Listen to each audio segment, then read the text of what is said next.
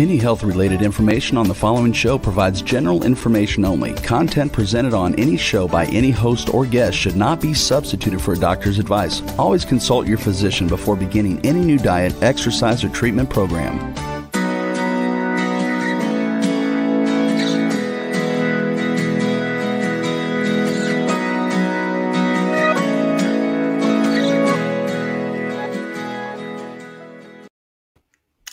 Welcome to Accelerated Health Radio and TV. I'm your host, Sarah Banta. I'm a health coach, natural supplement expert, and a busy mom of 3 teenagers.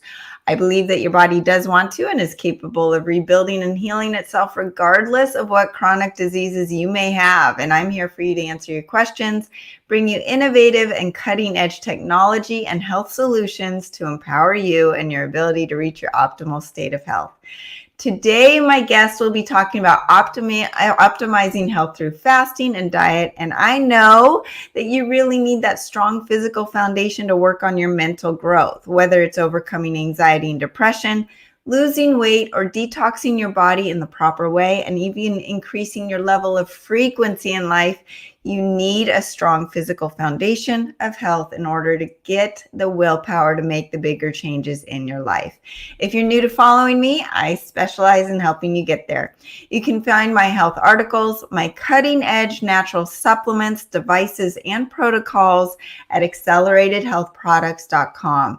I dive into an array of health conditions, their causes and symptoms, and how to address them naturally.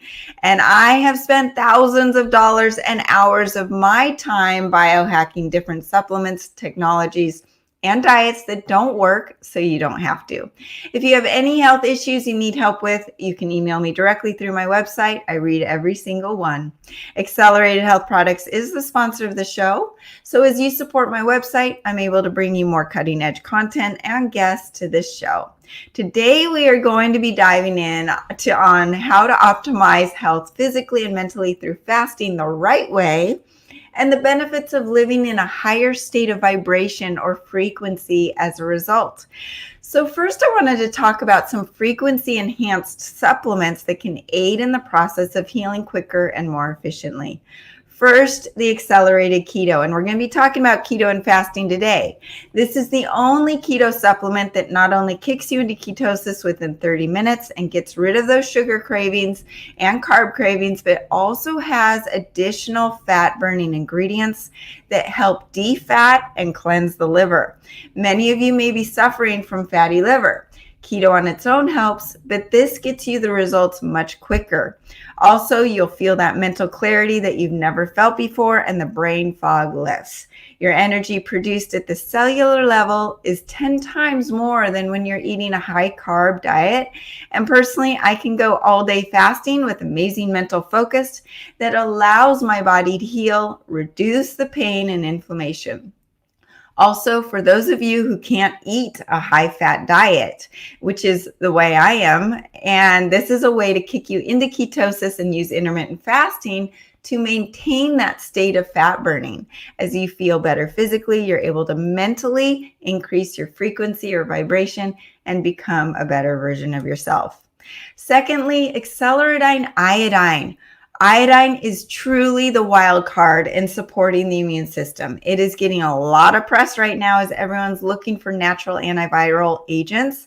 It's not only anti-inflammatory, but also antibacterial, antiviral, antifungal, antimicrobial, antiseptic, antioxidant, anti-allergenic, antihistamine. It hydrates the cells, it detoxifies the body, and it produces mental and physical energy. It performs that unique function that you may have heard of called healthy apoptosis. Apoptosis is the natural death of traumatized and unhealthy cells, and there is no pathogen resistant to iodine. It was used in the 1918 Spanish flu pandemic that killed over 30 million people. And what I announced this week in my newsletter and on my blog was that it's really exciting to now get the attention with COVID. It has been shown to boost your immune system against COVID.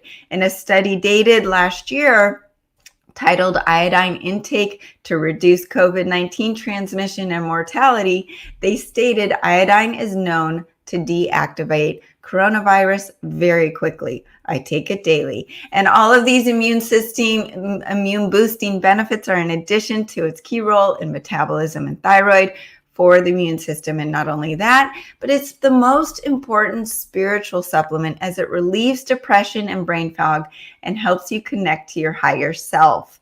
And when I talk about that, I'm talking about increasing your frequency, meaning living at a higher level of awareness and spirituality. What's different about Acceleradine is the Scalar frequencies embedded in this Acceleradine detoxifies your pineal gland, which connects you to the higher self, clears that brain fog, and awakens you. Not one other iodine supplement does this. And to go along with Acceleradine, we have Nuke No More. And our guest is a huge believer in making sure you're detoxifying from heavy metals and radiation. Nuke No More is the best radiation poisoning treatment I've ever come across.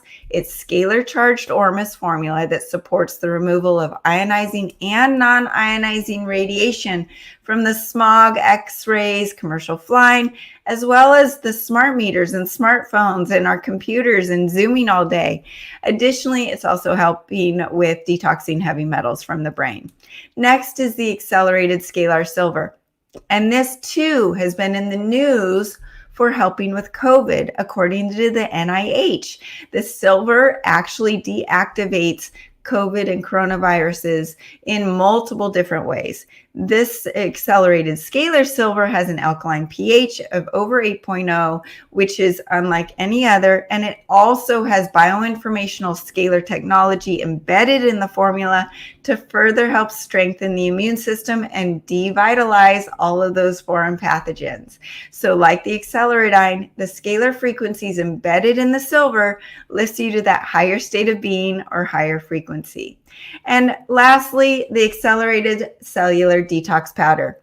This blend of organic detoxification ingredients is the top organic detox on the market. It helps soak up the toxins, including heavy metals, alcohol, food poisoning, and radiation, and kills parasites and fungus. It cleans out the whole digestive tract and helps with regularity, heals colitis and ulcers, and reduces intestinal inflammation. It is also programmed with scalar frequencies to detox you from heavy metals and insecticides. Now to the good stuff. Dr. Mindy Pelz is the best-selling author, keynote speaker, nutrition and functional medicine expert who has spent over 2 decades helping thousands of people successfully reclaim their health. She's recognized leader in the alternative health field and a pioneer in the fasting movement, teaching the principles of fasting, diet variation, detox, hormones, and so much more. She has a popular YouTube channel that combines the latest science and practical lifestyle tools for every person. And she is the host of one of the leading science podcasts, the Resetter podcast, and the author of 3 best-selling books, The Menopause Reset, The Reset Factor, and The Reset Kitchen. Welcome, Mindy. How are you today? Oh, thank you. Welcome. I'm awesome. I am selfishly, as we were talking before, so excited for today. And so are a lot of my clients because I'm a woman who sticks to keto, who fasts, and I'm right in the thick of it at 45 years old. And there's sometimes that when I'm doing what I'm doing isn't working, or I feel like I'm losing traction with my success. So I really want to get into all of that. But let's start with your journey and what brought you to wanting to focus on this. Yeah, it's a really good question. And I love that you're 45 and asking these questions, because that was my journey. At 40, I was in the best shape of my life. I always say that my goal when I hit 40 was to fit into my favorite pair of skinny jeans. And there was a number on the scale I wanted to see. And I did that by exercising all the time and by eating 6 meals a day and, and calorie restricting, but eating all the time, thinking that was raising my metabolism. And 3 years into my 40s, about 43, I didn't change anything about my lifestyle, but my whole health just flipped upside down. I wasn't sleeping. I started getting really bad hot flashes, got a lot of depression, anxiety for the first time in my life showed up.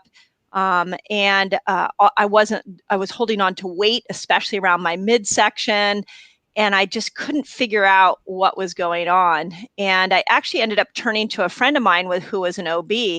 And I asked her about what was going on with me. And she said, you know what, Mindy, my medical textbooks have failed me. I have a practice full of women with those symptoms, and I don't know what to do with them. And it was that moment that I went searching for my own answers. And fasting was one of them. I mean, you talked about detox when we started this. Detox was one of them. Like, I had to really look at my lifestyle and change it to match where my hormones were at my mid 40s. Hormones are huge. And that's what I always go back to. 2015 was when I was introduced to keto and intermittent fasting. And I was listening to all of the big podcasters, and they were all men. Yes. And they, all the research has been done on men and rats and not women. Yep. And as I tell my husband and my son, I'm like, we are special. We are very special human beings as females. Yep. We're very complicated. And that's something that really starts, and I was the same way as you were. I was eating 6 meals a day. I was trying to do everything right. I think we were pretty much on the exact same path. Yeah, it feels like it. Seems like it's a very common path that people go from paleo to low carb to then keto to incorporating fasting, and then they're trying to figure out what's the next step. Oh, yeah. And now there's carnivore as well. Right. So I want to, let's talk about fasting and women and what the difference is between men and women when we're talking about this subject. Yeah. And I just want to point out, I love more women, more health leaders are talking about this idea that we cannot be compared to men, that when you have a doctor, when you see a health influencer who is a man, and that's not, I mean, there's a lot of amazing men out there with amazing messages, but a lot of the science that they're pointing to is science done on men and mice. And we need more female studies. So I so agree with that statement. But here's the thing about women in general is that if you look at our sex hormones, so let's just start there, progesterone, estrogen, and testosterone, those 3 hormones have different nutritional needs. So if we take the 2 that tend to affect women, especially in their 40s, a little more, just estrogen and progesterone. Estrogen needs you to be insulin sensitive. When you go on the keto diet at 43, at 45, and you all of a sudden find that limitless energy, you all of a sudden your mental clarity comes back, you're feeling great. That is amazing. And that is, you are not only helping to regulate insulin, but you're making yourself more estrogen sensitive. You're helping your body be able to produce estrogen, use estrogen. You're really helping estrogen out.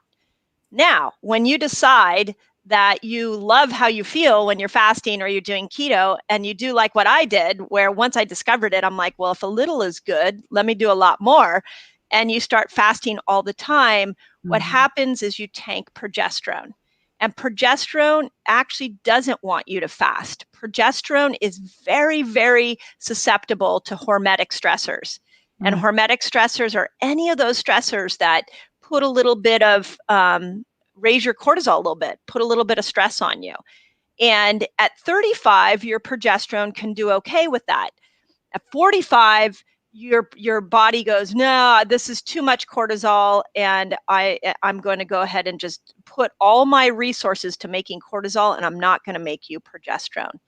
And if a woman at 45 doesn't have progesterone, the menopause journey starts, and it's the spotting, it's the anxiety, and it's not just mental anxiety, it's a body anxiety that you just can't sit on the couch and relax. It can be, right? I'm laughing because that's me. And then real quick, I wanted to stop you because when I was eating my 6 small meals a day and doing all of that, I had PCOS and I had a hard time getting pregnant. As soon as I started keto and I reset my insulin sensitivity and my estrogen increased, my period and my cycle became much more regular. So I just wanted to stop you and say that was a huge like aha moment for me. And then this next lesson is the one that I'm trying to learn now. Yeah. I love it. I love it. Yeah. So, and that's you and I were like on identical journeys. I'm 51 now, and at 43, I found fasting. I found heavy metal detoxing, and I started to apply those principles. By 45, I was feeling really good, but I started noticing like that body anxiety, the mental anxiety was really like I was easily triggered. I started spotting, and I thought, oh, I must be going into menopause. But then, like I wrote in my book, I figured out there were 5 things I had to change in my lifestyle. And when I put that together at 45, my cycle got more regular. The body anxiety went away. And I'll tell you at 51, like I thought I was going to be in years past menopause. And it now is just sort of a general like decline. I still get a cycle, but it's like, shows up, every 30 to 60 days, shows up for a couple of days and then goes away. It feels more natural. It feels like what it should be doing at 51. Whereas at 45, it felt like somebody had hijacked my body and brain. Let's talk about the 5 things. What did you change? Well, the first one is I stopped eating 6 meals a day. So I got rid of my breakfast and I started intermittent fasting. And then I have 6 different fasts that I really advocate for. And I wrote about, we won't go into all of those, but I wrote about those in the book. The second thing is I was actually paleo at the time. And what that meant to me was just take all the breads out and all the pastas out. It didn't mean increase. I wasn't really looking at the fats. So the second thing that I really recommend is you look at different keto variations. And some of these variations really require that you put more effort on good fat. I really started looking at like vegetables as a source of like breaking down estrogen. I looked at what I call hormone building days, where the week before my cycle, I would start to increase the squashes and the beans and the potatoes and the citrus fruits to build more progesterone. So the second one is learning how to vary your diet.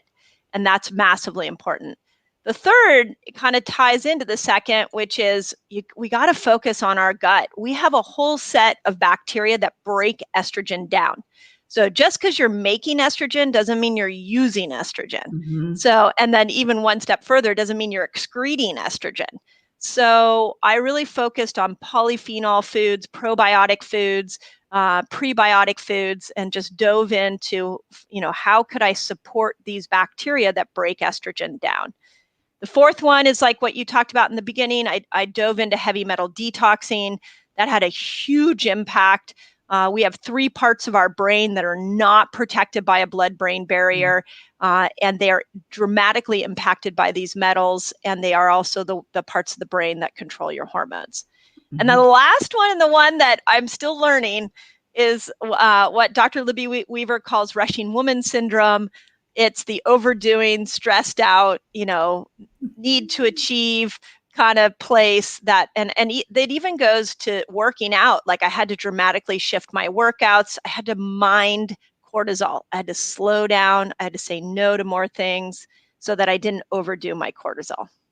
That's another thing that I'm starting to learn and realizing there's a shift in my body. I was an athlete all my life, and I rode and I ran and I lifted weights and all of these things, but I'm noticing that my body is wanting to do some different things as I get a little older. Can we talk about how you want to change your exercise routine at this age versus when we're in our 20s and 30s? Yeah, I wish I could take every 40-year-old woman and like tap her on the shoulder and say, hey, guess what? We got to shift lifestyle now. And what I think I didn't realize, and what a lot of women don't realize, is that you're about to go on a 10 to 15-year journey where your ovaries are going to slowly wind down. And what they will do is they will hand the job of making sex hormones over to your adrenal glands. So you will become more susceptible to stress, and the things you could get away with, like at 35, as far as stress goes, you won't get away with at 45, 50, and beyond. And exercise is stress. Marathon running raises cortisol, which is what I was doing. CrossFit raises cortisol. That pushing yourself, and as athletes, it's really hard for us, right? Because we've learned to push through the pain. Yeah. I don't push through the pain anymore. So turning to things like hiking, walking, yoga. I still run, but I don't do the 2-hour run that I used to do a couple times a week. I do a half-hour run. I do more HIIT training where I take 20 minutes and just get my heart rate up and down. I do more strength training to really build muscle. So it has to shift and it has to vary, or two things can happen. Your menopause symptoms will be horrible, but you also can be injured more. So, when we lose estrogen is a lubricant. And so there's lubrication that happens in the joints. And if you're running marathons or you're really trying to push yourself, your chance of injuring your joints becomes greater after 40. Well, let's talk about testosterone. We hit on estrogen and progesterone, but as we're getting older, I know that it's harder to build muscle as you age, right? And Yep. And we have just a fraction of the amount of testosterone that men do. And testosterone makes you feel good. Yeah. It's just I always can tell when my body's running high in testosterone versus when it's lower, depending on my cycle. And I'm feeling it less and less as I get older, which I don't like. But let's talk about testosterone and its role in women. Yeah. And it's a great point because we don't want to leave testosterone out. I just did a podcast interview with Carrie Jones, who you should bring on, and we talked. She's heads up the Dutch test. We talked about testosterone the whole time because it is so important for women over 40. Well, for all women, but I didn't even think about it until I hit my 40s. I didn't realize that it was such an important hormone. Two things affect testosterone. One is stress. So, there's a chemical called DHEA. It's a protein or steroid that your body makes. DHEA makes cortisol, it makes progesterone, and it makes testosterone. So same thing, if you're stressed out or you're forcing your body to make cortisol all the time, that will become the priority and DHEA will start to go down. Once DHEA goes down, usually progesterone's the first thing to go down, and then the second thing is testosterone. How it showed up for me, and I hear this with a lot of women, is it shows up as I just don't feel like working out anymore. Yeah. And I'm losing muscle, like you said. And so that's testosterone. Loss of libido, of course. We know we always associate testosterone with libido, but it is a part of our workouts. So managing stress is really important. The second thing that is really important is toxicity. And specifically phthalates. So phthalates in our environment will affect the production of testosterone. And we are living the most toxic time in human history. And I will tell you, we have run thousands of Dutch tests in my clinic. And the number one thing that I see of all hormones of women that is surprising is this low testosterone. And I feel like it's a combination of the rushing woman in a toxic environment, and we're now tanking testosterone. Yeah. And there's so much pressure on our lifestyles as moms and then as working moms and providing for everyone. We're the rock. I mean, I always laugh that we're not allowed to get sick. We can't stop. Our job is 24/7. Absolutely. It's really hard. It's not easy. No. So I want to get into all the different ways to fast and the benefits and also how it can go wrong and how it can backfire, because you hear about fasting. It's in every single religion. It's been known for thousands of years as a practice for healing, and there's so much good to it, but it can backfire. Women need to do it differently. And this is something that I need to hear, but I don't want to hear because I feel so good fasting. I intermittent fast every day. And I know you're going to tell me that's wrong. And I know I need to hear it from the horse's mouth that I'm doing it wrong. But I love it. It's something that is just, it makes lifestyle easy, right? You don't have to worry about food for most of the day, and it just makes things easy. But it is backfiring. So let's get into it. Yes. Okay. So let's kind of use two categories of people. One is the woman who has a semi-regular cycle, and the other one is the woman who doesn't have a cycle. Okay. So the first thing is that if you have a cycle, here's the most simple way I can explain this, is that from day 1, when you start to bleed, until day 10, you can fast all you want. You're making estrogen, and your body needs you to be insulin sensitive. And this is where intermittent fasting, I even recommend 24-hour fasts, 36-hour fasts. Those kind of fasts are so quick for making you insulin sensitive. And from day 1 to day 10, you want to do that. So you're fine there. Your lifestyle for you right now is probably working on those days. Now, day 11, we move into ovulation. And there's a 4-day period there where we have the highest amount of hormones than any other time. We are surging with estrogen, testosterone, and then a little bit of progesterone. And so during this time, we want to focus on using our hormones, not necessarily making hormones. Mm-hmm. You can still intermittent fast, but what I recommend in this period that people work on a lot of the foods that will support gut health, so that you can use and keep toxins low, so that you can use your hormones that your body's already made. So you're still, your lifestyle is probably still working there. Then there's a small little window after ovulation. It's about 5 days where you can go back into big fast. You can go back into keto from about day 16 to 19. You can go into those extremes. Now, here's the trick. When we go into day 20, your body wants to make progesterone. Let's go back to the 25-year-old woman. She's got progesterone coming in spades. She has got it coming. So even if she fasted a little bit longer during that time, she would be okay, but not the 45-year-old woman. At 40, our progesterone is just going down, down, down, down, down. So if we're over 40 and we're still cycling, at day 19, day 20, until we bleed again, no fasting. You got a hormone build. You got to lean into those foods I talked about, the squashes, the potatoes. You got to step out of ketosis. Now, what I have found is this is scary, and it was scary for me. But what I noticed is that was so pivotal that when day 1 happened, my cycle, just like I said, here I am at 51, and like everything feels so even by following this formula. And so my cycle just evened out, the anxiety went away, the spotting went away, the hemorrhaging, I used to call it, like, oh my God, I'm bleeding so much. And that's lack of progesterone.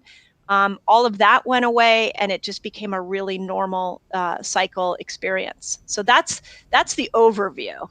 Okay. And so where do progesterone supplements fit into this? Do you recommend them? Do you feel like the body should be able to do this on its own through this period, the 40s and 50s, or do you recommend anything natural to boost progesterone, or is it just through the foods? Yeah, it's a great question. I like to get everything through food as much as I possibly can. I fear when we use supplements that for something like progesterone, that then the body won't make its own because it's coming from an outside source. Now, having said that, I get a lot of times people asking, well, what do you think of HRT? What do you think of bioidenticals? There's progesterone creams you can rub on. I'm not opposed to that, but fix your lifestyle. Get those 5 things under control and then see if you need it. And I've found that following that little fasting protocol, following those 5 principles, there really hasn't been a need for progesterone supplements for me. Awesome. That's exactly what I want to hear. Well, thanks, Mindy. We're going to take a short commercial break and come back and talk about all the different ways we can fast and what is optimal for you. So we'll be right back after this short commercial break. Awesome.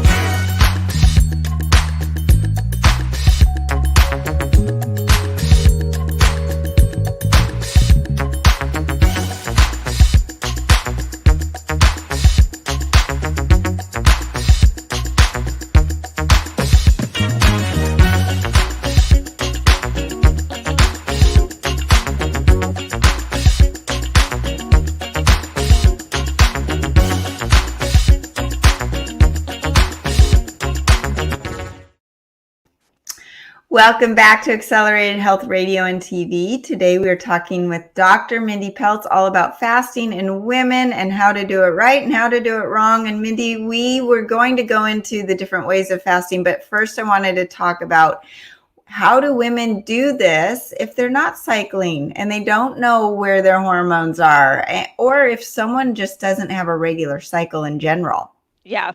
Yeah, it's a great question, and here's the most simple answer I can explain. And also, I have come up with something that we haven't released yet. It's coming out in a new book called The Fasting Circle, where women will just be able to get into a 30-day groove, and they can just follow the different fasts, and it'll help regulate their cycle. So that's coming. Stay tuned. Awesome. Until that point, they can do what I call a 5-1-1. We are meant for variations. So I really want to point out that we are meant to be sugar burners and then fat burners, and then sugar burners and fat burners. It's called metabolic flexibility. We're meant to go in and out.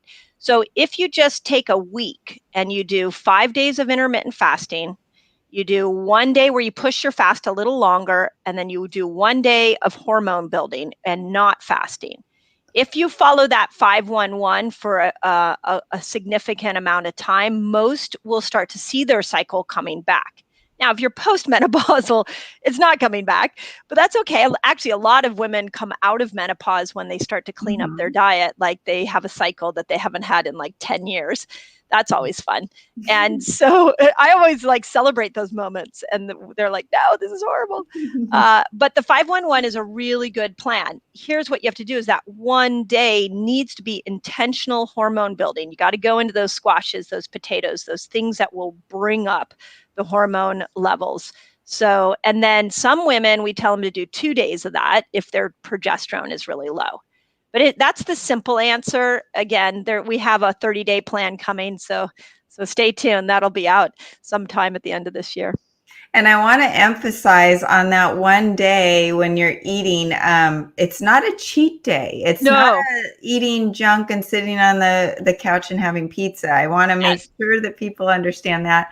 And that's something that I actually have been incorporating. I need to do more meals on that 1 day, but I've been incorporating more squashes and those heavy carbs, and I do feel better. And it's right. I kind of feel like, wait, what's going on with my body? I thought it was going to say, I hate you when you're doing this, and it's not. So let's talk about all the different benefits, because you talk about a 24-hour fast, a 48-hour fast, a 3-day fast. So let's talk about the different benefits of each one and when you would do it, when you wouldn't. Okay, great. So let's start with the 13 to 15 hour, which is intermittent fasting. This is the one that has the greatest research for all of us, but also on women. And I'll tell you the 2 quick studies there. New England Journal of Medicine came out last 2019 and said that we should be using intermittent fasting for obesity, diabetes, Alzheimer's, dementia, MS, and pre and post surgery, some cancers. And that was everybody. That was just humans. So we don't know where women were on that. The greatest study ever done on women and fasting was women going through breast cancer. What they found is that post-treatment, if they were fasting as little as 13 hours every single day, they had 70% less reoccurrence of that breast cancer, which is huge, huge. So I believe every woman should be intermittent fasting and doing it, like I said, just minding that progesterone and when you need to step out. Then at 17 hours, we start something called autophagy. This is made very famous by Dr. Osumi. He's a Japanese scientist. And autophagy, you mentioned it earlier, and when we started the show, it is really this intelligence that gets turned on in the cells. And all of a sudden, the cells start repairing themselves. Sometimes the cells decide that they need to kill a cell, and so apoptosis will occur. But it's really where the intelligence and you magnify your healing. It starts at 17, and it will peak at 72. So anywhere from 17 to 72 hours of fasting, you're really getting that autophagy effect in the body.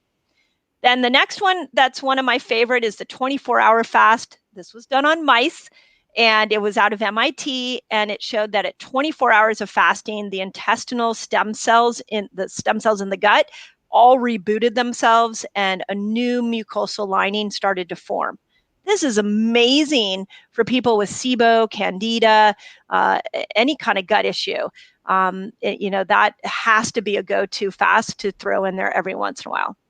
Then 36-hour fast, I call it the fat burner fast. I believe there's no studies on this. It's just what we're seeing in hundreds of thousands of our resetter community. We're seeing if you get that 36-hour fast, every once in a while, it pushes the body into an accelerated fat burning state, and it can be the thing that unsticks you. 48 hours is my favorite. It's the dopamine fast that there is research showing that the dopamine pathways, this was done on, this one was actually done on humans. There's another one done on 48 hours on humans. And what happens is you reboot all those dopamine receptor sites. So you're more sensitive to dopamine when you actually are making dopamine, which is amazing if you're not feeling joy, which a lot of women, as they move through menopause, they don't feel joy. So let's reboot those receptor sites. We also know that it's slow, or it kicks in something in the Krebs cycle at 48 hours that spits out antioxidants that slow the aging process down. So 48 hours, great. And then the last one is Walter Longo's famous study on white blood cells. At 72 hours, we see a reboot of the immune system, and that it was one of the biggest, most famous studies. And that was done on both men and women. It's amazing. And who shouldn't fast? Is there a population that you say, absolutely not, that's not for you, let's go about this a different way? It's a great question. For sure, pregnant women, absolutely not. Nursing, I would say you don't want to stimulate autophagy because you don't want to start detoxing into breast milk. Adrenal fatigue people need to be mindful of being very slow at how they go into fasting. You don't want to rush into a 3-day water fast. You want to do it real slow. And then the last one I'm going to add in there is if you have a diagnosed eating disorder, I would encourage you. We've seen people overcome some of the barriers that they mentally have around food using the principles of fasting, but I really would encourage you to work with your practitioner on that. And something about that I wanted to touch on. I agree with you on the fasting, but I have to say I've seen keto and a low carb diet really heal a lot of eating disorders because it stabilizes the blood sugar, and that insulin sensitivity takes away the mind stuff, and so that is something I've seen it happen over and over and over again. And there are a lot of women in the podcasting community that have had eating disorders in the past and have overcome them with keto. So I would agree definitely on that. It just you need to sort of have someone walking that journey with you. I have some great friends that have asked me to help them through that process and have said, this is really scary for me because I have control issues. And so we've found some cool paths. So I would agree with you. Yeah. The one other topic that a lot of women in this age group are suffering from is Hashimoto's and thyroid issues and metabolism. And they think, oh my gosh, if I fast, I'm going to slow down my metabolism and my thyroid health. So let's talk about that. Yeah. Okay. So the first thing, if you think that fasting will slow down your metabolism, I'd ask you to go Google that, because I tried. I've spent much of my week on PubMed trying to find research articles. I have never found anything that shows if you eat 6 meals a day, you speed up your metabolism. So, and then on the flip side of that, if you get really rigid with fasting, I've seen people who do 1 meal a day for years and years and years, and they start to gain weight. So that's why we need to vary it. So that would be the first thing. The second thing is that we also have to remember that fasting heals, food heals. And so when you're looking at something like a thyroid condition, you want to make sure that you're using fasting to bring down insulin, but then food, you want to make sure that you're eating clean food. So the thyroid is the canary in the coal mine. So when the thyroid's malfunctioning, there is a toxic load that is growing. So look at your food, look at your beauty products, look at your environment, because your thyroid may be screaming at you because the toxic load is high. Now, a Hashimoto's condition is also your gut is screaming at you, saying that it's out of balance. So you have two things to look at there. So that's you can absolutely do it. There was a great myth about thyroid saying that it lowered T3 when you fasted. But when I dove into the research, it lowered T3 while you were fasting, but then it actually elevated T3 after you were fasting. So there's a lot of nuance in these articles that need to be unpacked. And you touched on diet and what you are eating. I know for myself, I was eating all the wrong vegetables that my body couldn't even process. And that was slowing down my thyroid, and my metabolism had nothing to do with the ketogenic diet or foods or fasting. It was more of the wrong types of vegetables, which also, I mean, we're not even talking about gluten and some of the other processed foods that are toxic to your thyroid.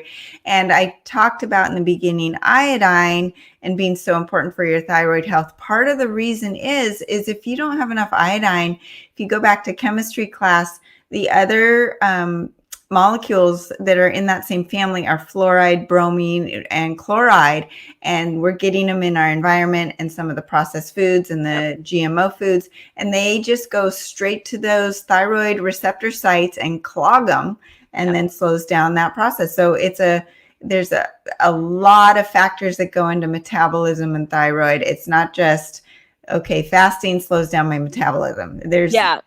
There's no connection whatsoever. And I felt that my metabolism has improved and increased with fasting, because your body says, oh my God, I've got thousands of calories to burn of fat that I have access to, versus when you are eating those 6 small meals a day, it's saying, oh God, I'm only going to get my 100-calorie pack snack in an hour. I better slow down my metabolism. So true. Yeah. Well, we have a couple more minutes, and I wanted to dive a little deeper into adrenals, because this is something that people don't realize, that your ovaries, as you were saying, they're dying and your adrenals take over. So how do we support our adrenals, as they've been doing just their job for so many years, and now they're taking on a whole new job? So we really have to make sure that we're keeping them supported. And I know we talked a little bit about making sure you're changing your exercise routine and some of the stress, but do you have any other tips with adrenal health? Yeah, I think for sure we have to start to stabilize our blood sugar. So you can do that by just adding good fat in. So start to lean into the avocados, the nut butters, if you can do nuts. Like, the adrenals go on that wild ride when your insulin goes on the wild ride. So outside of fasting, outside of keto, like, add the good stuff in. Then the second piece would be take the refined, those refined flours and sugars out, and take any of the chemicals out. Like, stop eating the standard American diet, basically. That will support your adrenals. The second thing I would say is protect your sleep. Like, I am really, like, I got a Whoop band and I monitor my sleep. I am like, at 9:00 at night, I'm like, I'm out. I'm really conscious now to eat my meals 2 hours before I go to bed so I can get a good sleep. That becomes more important, especially in your 40s, because your adrenals are going to need to make those sex hormones. And then the last thing, and this is and then change your exercise. The last one that's really hard is you just got to start saying no to more things. So, like, how I do that is I protect my Friday afternoon and my all day Sunday. If I get invited anywhere I just won't book my schedule. That's me time. That's spontaneous time. Now, Saturdays are like for soccer games and family stuff, but Sunday is like, I just want to stay home. I'm not going anywhere. Friday afternoon, Friday evening, same thing. So I've learned to create some downtimes around my schedule, and I'm really learning to say no more, but that's really hard. It is really hard. And I know, we take on so much, and then we get out of control stressed, and then it backfires on the people around us. And I've Yeah. been told that I'm quote unquote intense amongst my family members. And I'm sitting there telling them if they help a little more and ask a little less of me, I will be less intense, Yeah. right? Yeah. So. Yeah. And it's interesting. I think as we move through our 40s, if we apply these 5 principles, I think about how many divorces could have been prevented. How many women we would be more present for their children. So it's really, we don't understand or honor, I should say, that our hormones really control our relationships. So when we don't honor those 5 principles, our relationships now suffer. And I had Dr. John Gray on the podcast with, Men Are From Mars, Women Are From Venus. And he has his new book that talks about the changing environment and the roles of women and men and how what you eat and the way you eat. And he's a keto follower and he intermittent fasts because he knows how that affects his relationships. Yeah. And it's, so it's not just all about you and about your body image and about the way you feel. It's about the people around you. And then, we could go into the benefits of eating this way to some extent for children and getting off the processed foods and that sort of thing. It's universal, but obviously today we focused on the women of this age and menopause as well. And I'm so grateful. And I unfortunately have to listen to you now and start changing some things. Let me know. Reach out if you need any help. I'm a recovering, I'm still in process, I should say. Before we go, why don't you tell us a little bit about where we can get your book, where we can find you, and a little bit more about your book? Yeah. So the book was really my menopause journey. It's called The Menopause Reset. You can go to the menopauseresetbook.com and there's a landing page there where you can order it. And it was really a gift and a passion project from my followers on YouTube. So many people, as I went to YouTube to explain what I was learning about how my hormones were going off, people were asking so many questions. And so I was like, okay, let me put it in a book. And it was how I've really gone through menopause naturally and changed my lifestyle and the benefits of it. So it's a great book for a woman to pick up, read within a couple of days, and then go apply. Like I meant for it to be a grab and go, figure out what you need to do and go. So they can find that at that menopauseresetbook.com, or you can go to my webpage, Dr. Mindy Pelz. And then my big passion is my YouTube channel. There's so many videos there. I do 2 new videos every week. We've really are about 70% women on that channel now. And so a lot of my videos over there are about the science of fasting for women. And everyone, I highly recommend you go listen to her because I do every week and I learn so much and I love your work. I love your passion. It's so much fun to see another woman in this field with so much passion, just wanting to help and lead. And it truly is inspiring. So thank you, Mindy. And thank you. Thank you, everyone, for joining us. And if I can help you with your health issues, you can contact me directly through the website or Sarah at acceleratedhealthproducts.com. I am happy to put together a protocol just for you. I know sometimes it's hard to know where to start. You can follow me on Facebook and Instagram under Accelerated Health Products and my YouTube channel. And all iHeartRadio, iTunes, Stitcher, or whatever podcast platform you subscribe to under Accelerated Health Radio and TV. I also do Accelerated Health Bites, where I do short informational videos about health topics and solutions that you ask me about. If you like what you heard today, please hit the subscribe button and share this with a few of your friends. As you do, it helps me help more people like you and bring more cutting edge guests to my show. Join us next week at 8 a.m. Pacific time. And if you want to look at the supplements, you can use coupon code W4HC20 for 20% off site-wide at acceleratedhealthproducts.com. Thanks again for joining us and have a great week.